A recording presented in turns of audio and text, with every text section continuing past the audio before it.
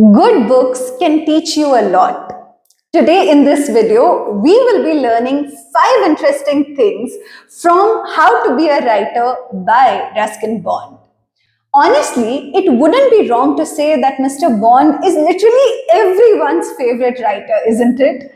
I mean, I have been reading his short stories, his books, his podcasts, his courses, and I'm absolutely in love with literally all of them. In this video, we'll talk about the learnings that we can take back from this book written by Mr. Bond. The first thing that I want to share is with all the writers out there. You know, this book is an example of a perfect marketing strategy by HarperCollins. And why I say so is because there are three significant things that HarperCollins have absolutely taken into consideration while crafting this book. The first thing is the typesetting. I have absolutely loved how this book has been designed in the interior. Even a non-learner or even a kid who's not really wanting to read a huge book wouldn't mind reading it because it is so beautifully structured. It doesn't make you feel like there's a lot of gyan in the book. It just seems like a happy, breezy read. Big shout out to HarperCollins for that. The second thing that we all must learn is the cover, the front cover and the back cover. A lot of authors miss out on the blurb. The blurb that is written over here is one of the best that I have read in recent times. And the third thing that every writer can learn from this book is how conversational writing is done. The way Mr. Bond talks to you, it doesn't even seem that there is a book that you are reading. It almost felt like he's talking to me while writing this book. My sister is a non reader. She's like, oh, I don't read books. But even she finished this book in one go. She's not a writer, but she loved listening to what Mr. Bond was saying. These are three amazing things any writer can take back from this book. Now, let's read the best parts that I felt from this book together. And at the end, we'll talk about what you can take back from this video.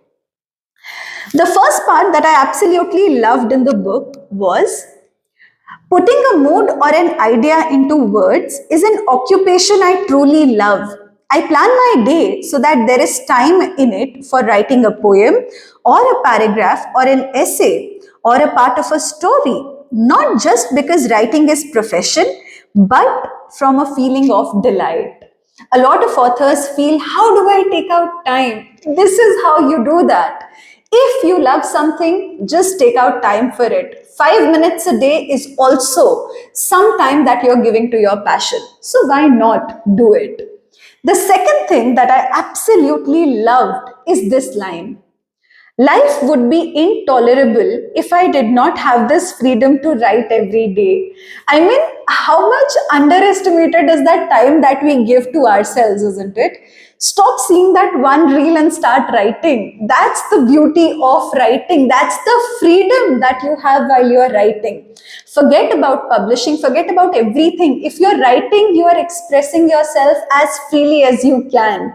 Nothing better than that, isn't it? The next thing that I absolutely loved in this book was this line. Hear it with me.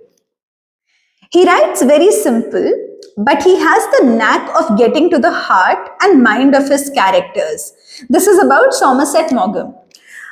He says of telling a story and of carrying you along with him as a narrative progresses. This is when he's talking about narration. How you should be writing a narrative should be that everyone is walking with you. It's very interesting to observe that this is exactly how this book has also been written. The next thing that I absolutely enjoyed reading in this book was happiness is a matter of temperament rather than circumstance. And I have always considered myself fortunate in having escaped the tedium of a 9 to 5 job for most of my life. I think happiness is something that differs from person to person. And writing brings happiness for most writers. So, this is a reminder if you're not writing, start writing right away. And the last thing that I would like to read out to you is only a handful of readers might enjoy my writing, but they are my soulmates, my alter egos, and they keep me going through those lean and discouraging moments. This is actually very true. When I was going through a rough patch, at that time, even one good review, a lot of times at work you would have an escalation, but a good review about your writing can absolutely, have you all joyous and all, fun and happy.